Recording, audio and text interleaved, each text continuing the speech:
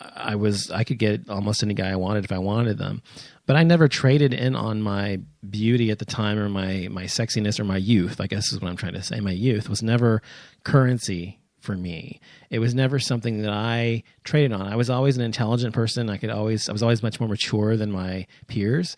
And it was my ability to carry on a conversation, an intellectual conversation, and to be a good listener and to care about people and those sorts of things that I was popular or known for among my dates and people who liked me or whatever.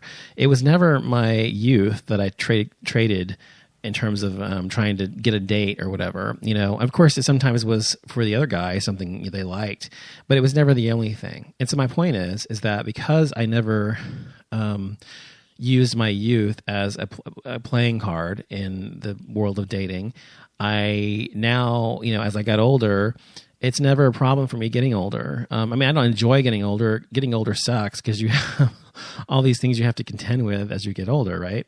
Especially as a gay man. But it's not like I'm just devastated by it. Like a lot of gay guys are so fucking... have such a fucking Peter Pan syndrome, like Brian Kenny on Queer as Folk or whatever. Somebody who just cannot stand to get old, who has to have plastic surgery or they have to constantly do whatever they can to make themselves look younger, whether it's have an inappropriately young wardrobe or haircut or act like they're young when they're really not. And just, to me, it makes them look pathetic. And to me, it makes them look a lot older than someone who's just growing older gracefully and accepting their lines and their faces and the hair, the gray hairs or their belly or whatever it is happening to them physically that's making them look older. I find that there to be a grace and an elegance in a man that is, especially a gay man, who can do that. And I hope I'm doing the same myself because I really don't think about age.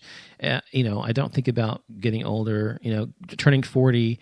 I'll be turning 40 in June of this year in 6 months, actually 6 months, almost exactly 6 months of the day in 2 days, 6 months from 2 days from now. And I will be 40 years old. And I'm not afraid of it in terms of the physical aspect of it at all, because it was never something that my youth was never something that I said was what made me valuable.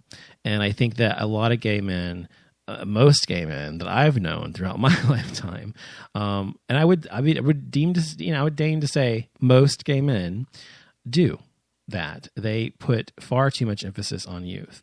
And if you think about gay men, you think about how we have to interact with people who we're attracted to, like if you think of a heterosexual man and a heterosexual woman, the typical dynamic that I see and most people know, the traditional dynamic is, there's a man and there's a woman, and the woman is interested in the man's, what he can provide for her, whether it's financially or whatever, or excuse me, what he does for a living, and if makes her laugh and those kind of things. And then maybe towards the middle or towards the bottom of her list is how he looks. Whereas with a heterosexual man, generally the first thing on the top of his list is how a woman looks, and then the rest. Not always, but I'm just saying, generally speaking. And I think it's the same way with most gay men. And because we as men are visual, very visual beings, we have to always see what turns us on. We get turned on visually, sexually. What makes us hard or whatever is visual stimulation. So because of that, that's how we're wired. Attractiveness or physical attractiveness is important to men, and so it makes us seem like we're shallow or whatever, superficial. And I don't think that's true. And so knowing that biologically we are wired that way, fine. Okay, we get that biologically, that's true. But as you age, so when you're younger, like for me, for example, I was only into like extremely hot guys. And I dated guys of all kinds, but I always felt when I was like 18, 19, 20, that in my standard of beauty in my mind was this just drop dead gorgeous model looks type guy, and that's what I wanted, and that's what I went for, and that's what I got usually if I really wanted it. But I also dated guys who were not like that. I dated guys who were just not very attractive at all, and I dated guys who were just average, like myself or whatever. And so I was never I don't know how to say this. It was never like the only thing I went after. It was always more important to me to have intelligence and sense of humor, and other qualities were more important to me personally. And I think a lot of gay men are like that too. But I've discovered as you get older, for other gay men especially who are not in a relationship like I am, they are seeming to grow older to the point where they're beginning to let go of these rigid requirements. One, I think because of just necessity, because you can't get the same kind of guys you got when you were 20 years old because you don't look the same anymore. Even if you're just a really hot guy, you don't look 20 years old anymore. And a lot of gay guys like younger guys. But also because I think that as we age, we mature. And if you're not mature enough to realize in your youth these things that are really important, which are not looks, that really matter, then as you age, you begin to. Now, looks matter to an extent. Obviously, like I said earlier, you've got to be attracted to the person. But you also know that looks fade, they don't last, beauty is fleeting, etc. And eventually it will go away. And so what you're left with is whomever that person is underneath. And from my experience, and this is the truth, I'd say at least 50 to 75% of the drop dead gorgeous men that I knew and or dated when I was younger, or if I just knew them casually or whatever, were horrendous people. Just because I guess they didn't have to work real hard on the personality because they were so good looking, and they were lazy in bed. They didn't have to do much about it because they looked good. So that was my how I found it to be true. So if you go after this really hot, incredibly gorgeous guy who's vapid and doesn't have a lot to offer, and I'm not saying all gorgeous guys are like this. I'm saying majority of the ones I've encountered in my life have been that way. And then you're with this guy in your 20s, and you get into your 40s or 50s, and his looks fade, but he's still the horrible person he was underneath all that gorgeousness. So that's what I think people need to remember. He says in the chat room, shit, when I walked into a bar, I could have my pick. I walk into a bar now and I'm invisible. I'm only 36, but for the last 6 years, I might as well be dead. Well, that's sad. And, look, I don't think that is... I think, first of all, this is just my opinion, okay, JP? My opinion is this, is if you're going into a bar, first of all, a bar is not the place to find, generally speaking, true love. You can find it there if you're lucky and whatever. I'm not saying it doesn't happen, it does. But generally, if you're looking for love, you're not going to find it in a bar. A bar is a place to pick people up to have sex with them or just to have fun or whatever. It's not a general atmosphere for, romance. So if you're walking into a bar, you're looking at people who are looking at everybody else's appearance, and that's pretty much it, generally speaking. They're not looking into their soul, or if they watch Oprah, or if they have a really deep, deep mind and they're intellectual. All they see is your physical appearance. And so the other thing is, I don't know what kind of bars you're going into. If you're going into twink bars, then you're probably not going to attract a lot of guys. You need to go after guys who are closer to your age, I would think would be more appropriate, unless that's just what you like. That might help as well. But some twink guys like older guys, and sometimes they don't. But I don't think you should be so hard on yourself as to put yourself into that situation all the time and feel that way and feel rejected, when there's a lot of other outlets you could go through to find somebody to hook up with, or find somebody to have a relationship with. That's just my opinion. He says looks make up for personality when you're young. When the looks go, the personality matters more. Absolutely, I agree. He says, well, in the 90s, it was the only option. Let's be honest. Well, that's not true. For me, I don't go to bars anymore. Too noisy. I agree. I haven't been to bars since my wedding night. We went out just because it was my wedding night. But that was like 8 years ago.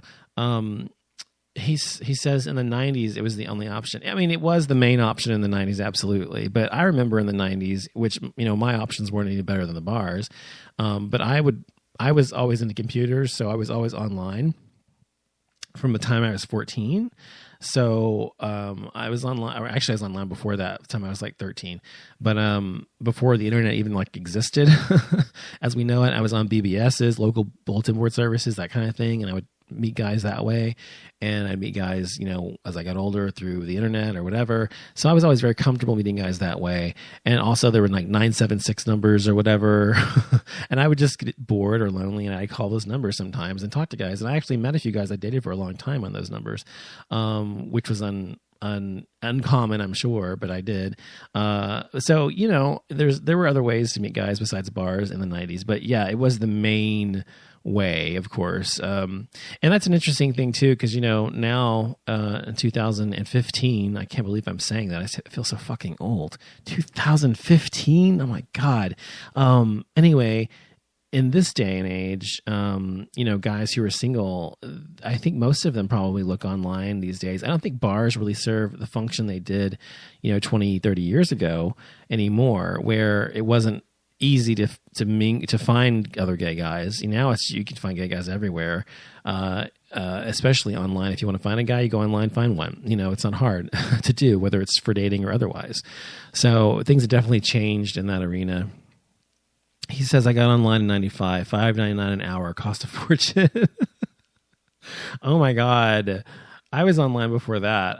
The first place I was online was, it was called Prodigy. I don't know. It was a yellow logo.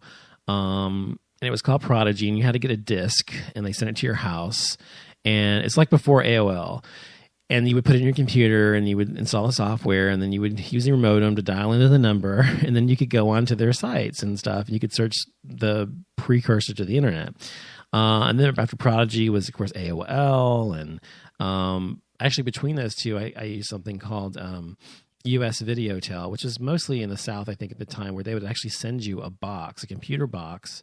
You would bill it to your phone bill. It was like a monthly fee of like $19.99 a month or something. If you got the box, if you didn't have a computer. I had a computer, so they just sent me the software for $9.99 a month. But anyway, and then there was like an hourly charge for whenever you're on the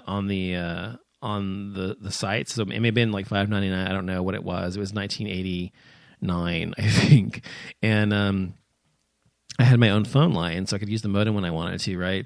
And so, but anyway, I was on there all the time, and I met a lot of other kids my age, you know, 14, 15, 16 at the time. And we had this whole group on there that we just all, you know, knew each other from around Dallas and the areas I grew up in. And I met some guys on there of my age that I got to go out with and made friends with. I'm still friends with one of them now. And so it's, you know, it was definitely an interesting way to meet people at the time. But of course, there were also pedophiles on there who are looking for young boys to take advantage of, and I was happy to let them. Just kidding. Well, not really, but half kidding. They were, I don't know. That's a whole other show. That's a whole other show talking about what's appropriate, wasn't appropriate, the things I did when I was like 15, 16 years old with guys who were like in their early 20s. But anyway, he says, the only gay bars I go to these days is gay sports bars. It's so much fun to get drunk and root for the home team. I'm such a dork. 56K dial-up for the win, exactly. Well, it was 14.4 baud to start. That's absolutely true. I know, isn't it amazing how far computers have come since then? Nowadays, it's like amazing. Now I have 100 megabytes per second download speed on my internet. And then it was 56K. It's fucking crazy. That's insane how far things have come since then. But anyway, hold on a second. So anyway, that's that. So anyway, but there is a disparity between these gays and that gays. And the other thing is there are, I noticed that, a lot of people in the media paint gay people as being wealthy. Generally that we're wealthy because we don't generally have children, and so we spend all of our disposable income on ourselves, and we go on these lavish vacations, and we have huge mansions because we've redone our houses or whatever, which I actually am doing. And we have, really brand new, BMWs and brand new Mercedes and Porsches and things like that, and we have like Dolce & Gabbana wardrobes, and I don't know. And some of those things are true for me, and some of those things aren't. But I'm not a billionaire or a millionaire or anything like that. And I think that affluent is the word they use typically, and so I'm not really sure what line or level is considered affluent. So I'm not sure if it applies to me or not. But let's just say that most gay people that I know are not affluent. Most of gay people that I know are, very regular, normal people who are working retail, or they're they're working in the restaurant industry, or they're not doing anything lavishly, extravagantly glamorous. They're just living their lives and getting by. And I think